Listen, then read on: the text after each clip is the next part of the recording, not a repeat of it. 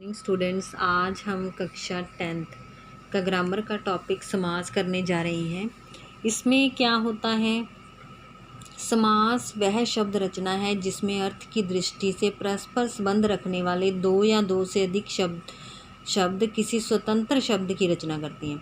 इसमें क्या है, दो या दो से अधिक शब्दों का मिलान किया जाता है और एक नया शब्द बना दिया जाता है, उसे कहते हैं समास। समास का अर्थ भी होता है छोटा करना, यानी कि जैसे यहाँ लिखा हुआ है माता और पिता, अगर हम और हटा दें तो माता पिता, यानी माता और पिता को अगर छोटा करके लिखेंगे तो हम माता पिता लिखेंगे। विश्राम के लिए ग्रह को अगर छोटा करके यानी समास करना है इसका तो लिखेंगे विश्राम ग्रह।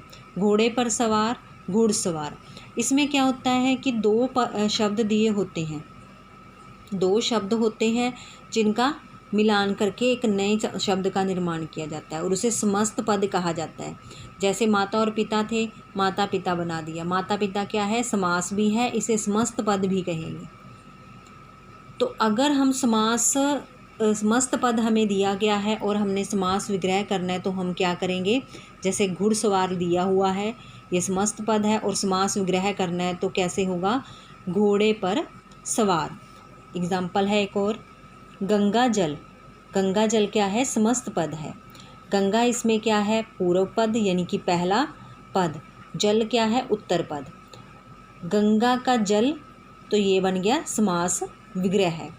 इसमें दो पद होते हैं, एक पूर्व पद और एक उत्तर पद।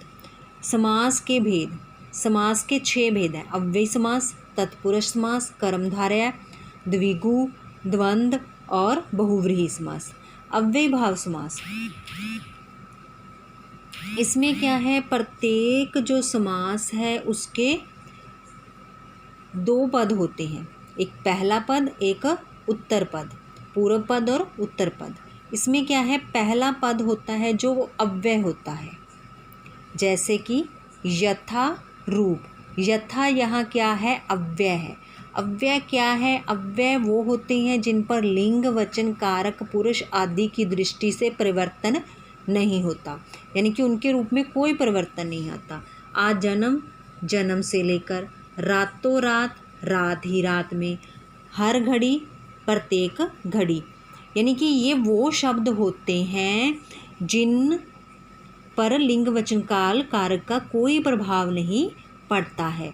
और इनका जो पहला पद होता है, जैसे आजीवन, आ क्या है, अव्यय है, जिसका पहला पद अव्यय होगा। पुनरुक्ति शब्दों में समानता होने पर भी अव्यय भाव समास होता है।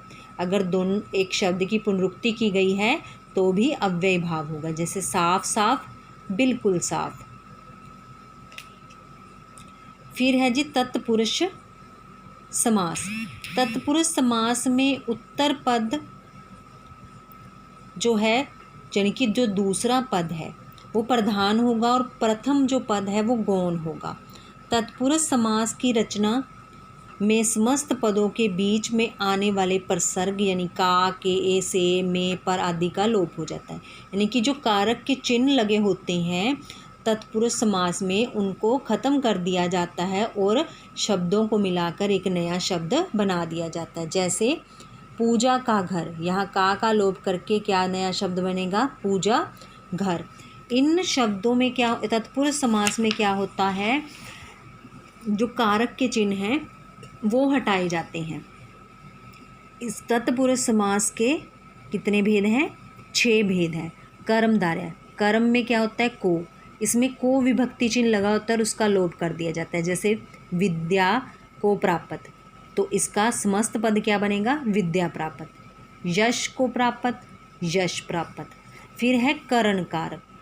करण में क्या होता है, तत्पुरुष में से, के द्वारा विभक्ति चिन्ह लगे होते हैं और उनका लोप कर दिया जाता है, जैसे मन से चाहा, मन चाहा। अकाल से पीड़ित, अकाल पीड़ित। फिर है संप्रदान। संप्रदान का विभक्ति चिन्ह है को, के लिए, उसको हटा के समस्त पद बना देंगे। देश के लिए प्रेम, देश प्रेम। स्नान के लिए घर, स्नान घर। इसी तरह कुछ और एग्जाम्पल दिए गए हैं जो आपने पढ़ने हैं। फिर है अपादान तत्पुरुष, इसमें से विभक्ति चिन्ह लगा होता है, जैसे प्रदूषण रहित, प्रदूषण से रहित, से हटा देंगे तो प्रदूषण रहित हो जाएगा। सेवा से मुक्त, सेवा मुक्त। इन विभक्ति चिन्हों का लोप करके हम समस्त पद बना सकते हैं। फिर है संबंध, का के की, जैसे भारत का इंदु, भारतेंदु, बिहार का वासी, बिहारवासी। अधिकरण में पर होता है लगा हुआ, जैसे जल में मगन, जलमगन, लोक में प्रिय, लोकप्रिय।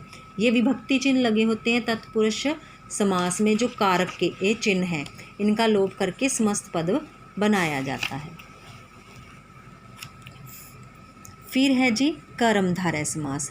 इसमें क्या है, जो पहला पद है, पूर्व पद है, उसमें विशेषण और उत्तर पद है जो वो विशेष्य होता है। जैसे नील कमल, नील यानी कि नीला रंग, वो क्या है, किसी की विशेषता है। कमल क्या है, विशेष्य है, जिसकी विशेषता बताई जाती है वो विशेष्य होता है।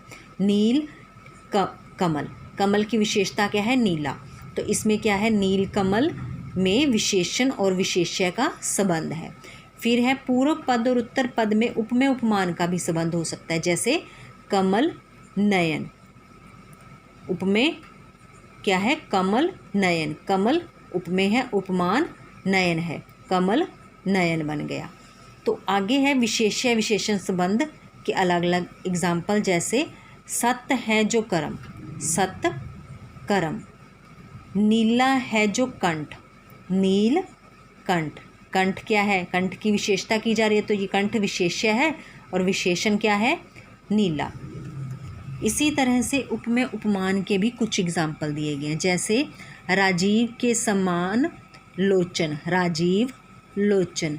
सोने के समान जूही, सोन जूही, यानी कि सोने के समान, उपमेय और उपमान।